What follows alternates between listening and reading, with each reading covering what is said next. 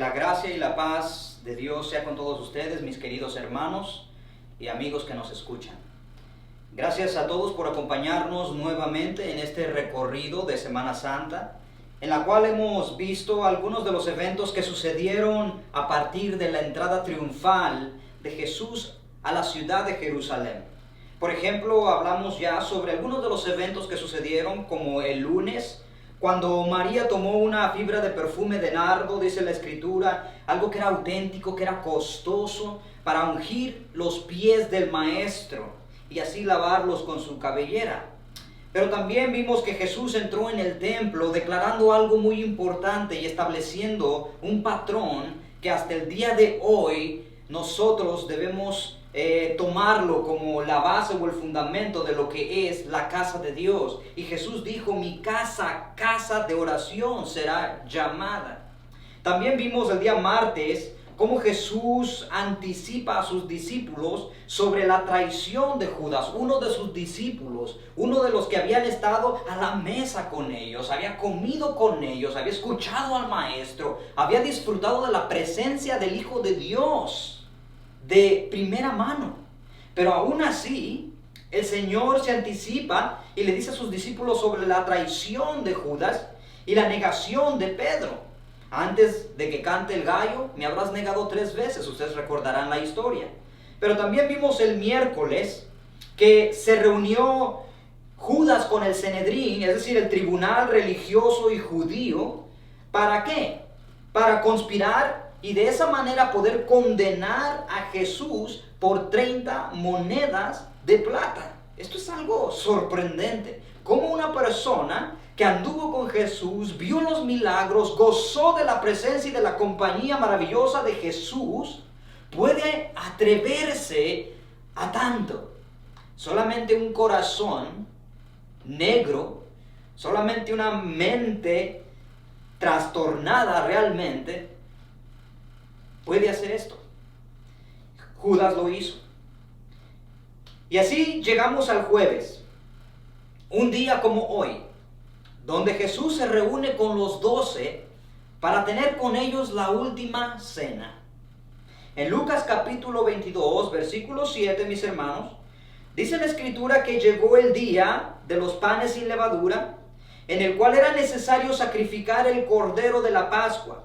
Y Jesús envió a Pedro y a Juan diciendo: id y prepararnos la Pascua para que la comamos. Y ellos dijeron: ¿dónde quieres que la preparemos? Y él les dijo: he aquí, al entrar en la ciudad os saldrá al encuentro un hombre que lleva un cántaro de agua, seguidle hasta la casa donde entrare. Y decidle al padre de familia de esa casa: el maestro te dice, ¿dónde está el aposento donde he de comer la Pascua con mis discípulos? Entonces él os mostrará un gran aposento alto, ya dispuesto, preparad ahí. Fueron pues y hallaron como les había dicho y prepararon la Pascua. En esta conmemoración solemne, el Señor establece 2 cosas muy importantes, entre otras cosas, pero 2 cosas muy importantes que son, creo yo, sumamente dignas de resaltar.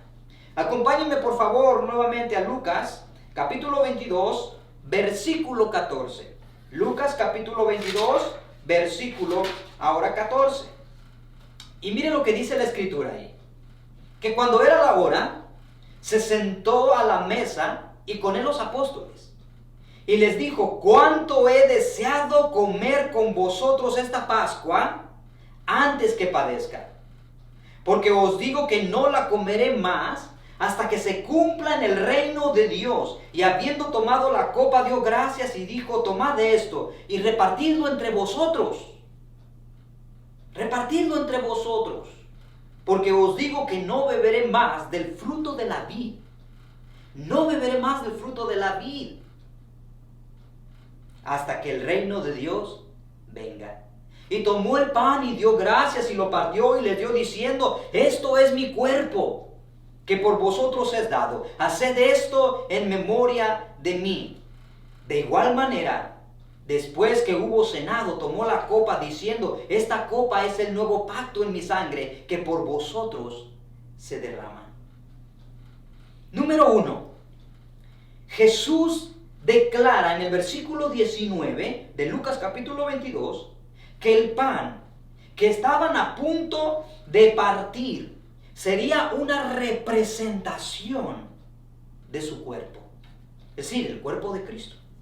Y que ese pan fue ofrecido por Dios para los hombres. En otras palabras, hermanos, Jesús estaba diciendo que Él es el pan que descendió del cielo, el cual fue ofrecido por Dios el Padre como el pago por las transgresiones de los hombres. Haciéndome eco de las palabras del profeta Isaías, en Isaías 53, versículo 3 al 12, quiero leer la escritura donde dice Isaías: despreciado y desechado entre los hombres. Preste mucha atención, hermano, porque estos textos son muy importantes. Tienen que ver mucho con la celebración que estamos nosotros disfrutando en estos días, en esta semana. Isaías 53, 3 al 12. Despreciado y desechado entre los hombres, varón de dolores, experimentado en quebranto, y como que escondiésemos de él su rostro, fue menospreciado y no lo estimamos. Ciertamente Él llevó, mis hermanos, nuestras enfermedades y sufrió nuestros dolores. Y nosotros le tuvimos por azotado, por herido de Dios y abatido. Mas Él herido fue por nuestras rebeliones, molido por nuestros pecados. Y por si fuera poco, el castigo de nuestra paz fue sobre Él, y por sus llagas, mis hermanos, nosotros fuimos curados. Oh, qué bendición tan grande, mis hermanos. Todos nosotros nos descarriamos como ovejas. Cada cual se apartó por su camino, mas Jehová cargó en él el pecado de todos nosotros. Angustiado él y afligido, no abrió su boca. Como cordero fue llevado al matadero, y como oveja delante de sus trasquiladores, enmudeció y no abrió su boca. Por cárcel y por juicio fue abatido, y su generación, ¿quién la contará? Porque fue cortado de la tierra de los vivientes, y por la rebelión de mi pueblo fue herido, y se dispuso con los impíos su sepultura, mas con los ricos en su muerte, aunque nunca hizo maldad. Oiga bien, aunque nunca hizo maldad, ni hubo engaño en su boca. Con todo eso, Jehová quiso quebrantarlo, sujetándolo a padecimiento. Cuando haya puesto su vida en expiación por el pecado, verá linaje, vivirá por largos días, y la voluntad de Jehová será en su mano prosperada. Verá el fruto de la aflicción de su alma y quedará satisfecho. Por su conocimiento justificará mi siervo justos a muchos, y llevará las iniquidades de ellos. Por tanto, yo le daré parte con los grandes, y con los fuertes repartirá despojos, por cuanto derramó su vida hasta la muerte. Y fue contado con los pecadores, y habiendo él llevado el pecado de muchos, y orado por los transgresores, derramó su vida hasta la muerte. Mis queridos hermanos y amigos que nos escuchan, quiero decirte que Jesús es el pan de vida. Jesús es aquel pan que descendió del cielo. Jesús es el pan que nuestro Padre Celestial nos dio como pago por el pecado. ¿Para qué? Para que tú y yo, mi hermano, fuésemos justificados y perdonados en Cristo Jesús. El hombre sin Dios, mi querido amigo, está perdido. El hombre sin Dios está perdido, y no solamente está perdido, sino que está destinado, y esto es lo más grave, a una condenación eterna. La Biblia dice en Romanos capítulo 6, versículo 23, que la paga del pecado es muerte. La paga del pecado es muerte. Y déjame decirte una verdad que posiblemente tú ya conoces. Y es que en Romanos 3:23 dice que todos, absolutamente todos hemos pecado. Por cuanto todos pecamos, estamos destituidos de la gloria de Dios. Por cuanto todos pecaron, están destituidos de la gloria de Dios. Pero déjame decirte, hay una solución a ese problema. Hay esperanza para el perdido. Es por esta razón que Dios envió a su unigénito, a Jesús, como el pago por nuestro rescate. De tal manera que si queremos, escúcheme bien, amigo, si queremos escapar de la condenación eterna que le espera al hombre por su pecado, necesitamos comer el pan de vida. Necesitamos comer el pan de vida. Jesús declaró en Juan capítulo 6, versículo 51. Yo soy, dijo Jesús, el pan de vida. Yo soy el pan vivo que descendió del cielo. Si alguno come de este pan, vivirá para siempre. Escuche bien, si alguno come de este pan, vivirá para siempre. Y el pan que yo también daré por la vida del mundo, dijo Jesús, es mi carne.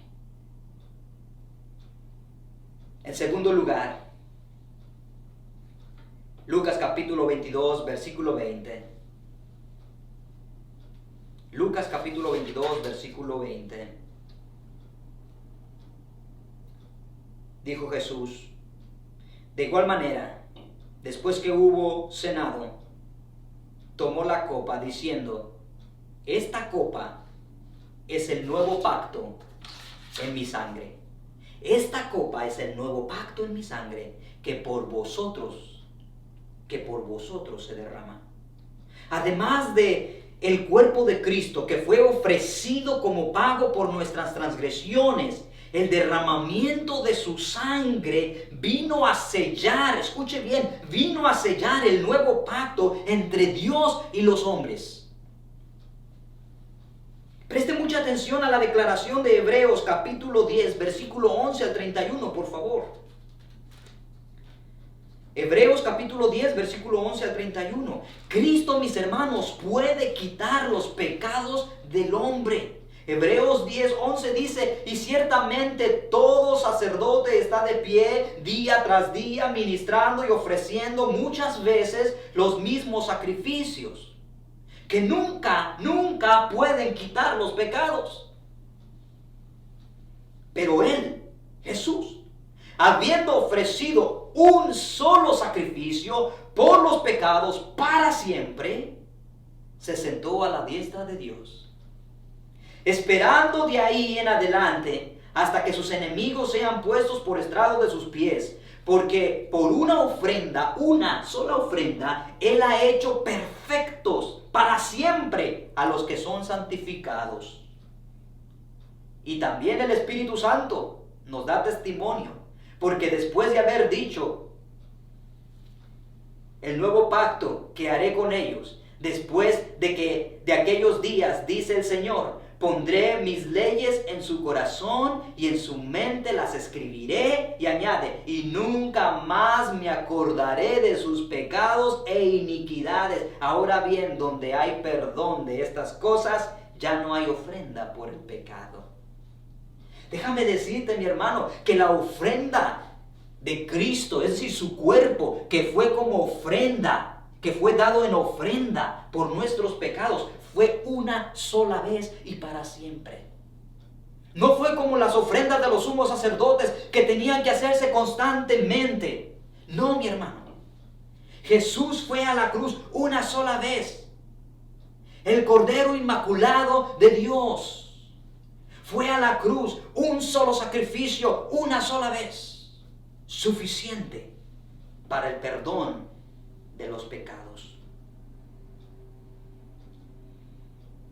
Pero quiero advertirte, dice la Escritura que para los que estamos en Cristo ninguna condenación hay, pero quiero advertirte algo. que si continuamos pecando deliberadamente, oiga bien, deliberadamente, dice el versículo 26, Hebreos 10:26, si seguimos pecando deliberadamente después de haber recibido el conocimiento de la verdad, ya no queda sacrificio alguno por los pecados, ya no hay más, sino ciertamente horrenda expectación de juicio y la furia de un fuego que ha de consumir a los adversarios. ¿Me escuchó bien? Ya no hay más ofrenda, ya no hay más sacrificio. Si tú eres cristiano, si tú dices que has abrazado la fe y sigues pecando deliberadamente, déjame decirte, hermano, ya no hay más ofrenda, ya no hay más sacrificio, ya no hay otra cosa que puedas hacer.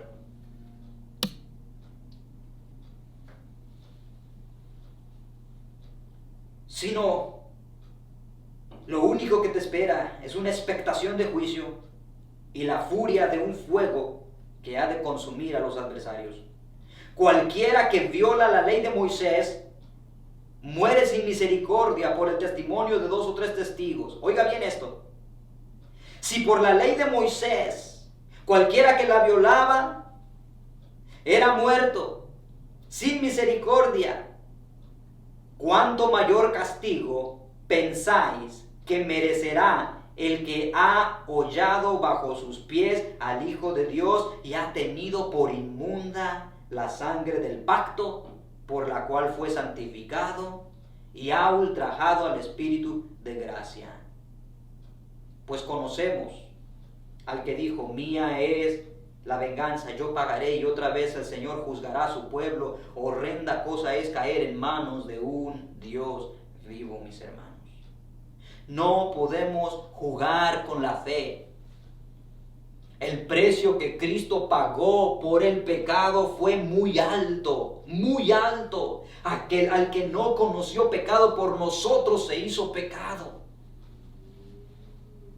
Hebreos capítulo 10, versículo 19, unos textos más arriba,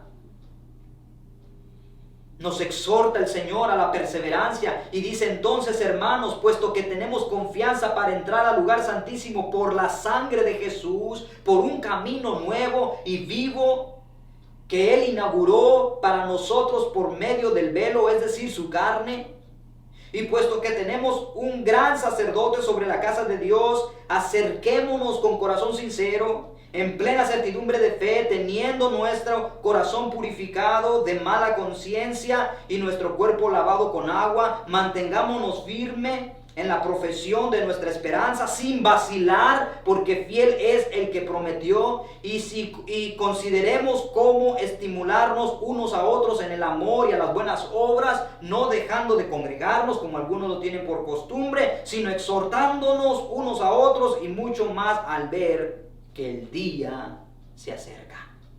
Oiga bien, y mucho más al ver que el día se acerca. Así que, mis hermanos, no solamente en la última cena de Jesús, el Señor les declaró que su cuerpo, o que el pan que iban a partir, era la representación del cuerpo de Cristo, el cual había sido ofrecido por Dios el Padre. Pero también la sangre que Jesús derramó, la sangre que Jesús derramó, representa el nuevo pacto,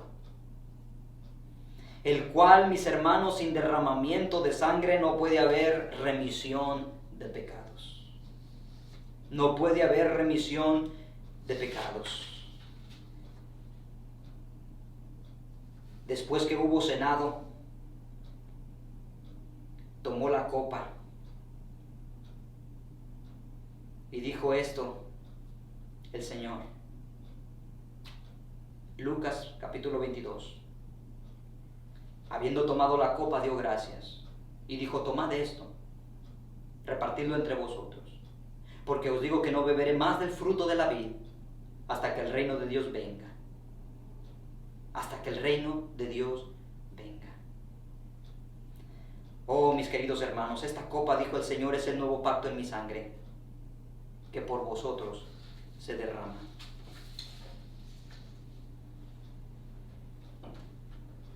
Después de compartir con ellos la última cena, Jesús se dirigió al huerto de los olivos. En Lucas 22:39, y saliendo se fue, como solía, al monte de los olivos, y sus discípulos también le siguieron. Cuando llegó a aquel lugar les dijo: orad, que no entréis en tentación. Y él se apartó de ellos a distancia como de un tiro de piedra, y puesto de rodillas oró diciendo, escuche bien: Padre, si quieres pasa de mí esta copa, pero no se haga mi voluntad sino la tuya. Y se le apareció un ángel del cielo para fortalecerle, y estando en agonía oraba más intensamente, y era su sudor como grandes gotas de sangre que caían hasta la tierra. Cuando se levantó de la oración y vino a sus discípulos, los halló durmiendo a causa de la tristeza. Y les dijo: ¿por qué dormís? Levantaos y orad, para que no entréis en tentación. La voluntad de Dios, mis hermanos, mis amigos, es que le conozcamos a través de su Hijo Jesucristo, el cual envió. Juan 17, del 1 al 3 dice: estas cosas habló Jesús, y levantando los ojos al cielo dijo: Padre, la hora ha llegado, glorifica a tu Hijo, para que también tu Hijo te glorifique a ti, como le has dado potestad sobre toda carne, para que dé vida eterna a todos los que le diste. Y esta es la vida eterna, ¿cuál? Que te conozcan a ti, al único Dios verdadero, y a Jesucristo a quien has enviado. Hermano, Cristo hizo la voluntad del Padre y nos dio ejemplo de esto. De la misma manera nosotros debemos hacer la voluntad de nuestro Padre Celestial. Jesús en sus últimos momentos, antes de ser arrestado, se apartó para orar al Padre, y en esa agonía, y siendo quien era, no dejó ni por un momento de hacer la voluntad de Dios. No dejó que su voluntad se interpusiera ante la voluntad del que lo envió. Por más dura que sea la prueba, por más alta que esté la tormenta, mis hermanos, no debemos cambiar la voluntad del Padre por la nuestra. Después que se levantó Jesús de orar, vino a los discípulos y los encontró durmiendo por la tristeza que les invadía el alma. Era solo natural que se sintieran así, pues su maestro pronto partiría de ellos. Pero aún así Jesús se dirige a ellos y les anima a orar, para que, estando en esa condición humana, no fueren a actuar en la carne y trataran de esa manera de estorbar el plan de Dios. De hecho, cuando llegaron a tomar a Jesús como rehén, como prisionero, ustedes recuerdan la historia. Pedro sacó la espada. ¿Y qué hizo? Terminó cortándole la oreja al soldado romano, aunque no iba por la oreja, iba por la cabeza. Por esto es que Jesús les había exhortado a orar para que no entraran en tentación, según el contexto de lo que estaba ocurriendo. Hermanos y amigos, si quieres vencer la tentación, tenemos que someternos a la voluntad del Padre. Dice Santiago 4:7, someteos pues a Dios, a la voluntad de Dios, así como Jesús se sometió a la voluntad del Padre y le dijo: que no se haga mi voluntad sino la tuya. Someteos pues a Dios, resistid al diablo, ¿y qué pasará? Él huirá de vosotros. El diablo huirá de la iglesia. El diablo huirá de los hijos de Dios. Dios nos permita, mis hermanos, seguir avanzando en esta maravillosa historia de la pasión de Cristo o Semana Santa. Dios nos permita seguir avanzando y seguir conociendo más aquellos eventos que sucedieron antes de la crucifixión. Y de la misma manera, ¿qué pasó después que Cristo murió en esa cruz? quedó en la tumba para siempre. Fue, como muchos dicen por ahí, una invención de los apóstoles para no quedar avergonzados, decir que había resucitado. ¿O fue esto una realidad? ¿O fue realmente el cumplimiento de lo que Jesús mismo dijo: al tercer día resucitaré? Dios nos ayude, mis hermanos, y nos permita seguir avanzando y creciendo en la fe. Que la paz y la gracia de nuestro Señor Jesucristo sea con todos ustedes hasta que Él venga. Dios les bendiga.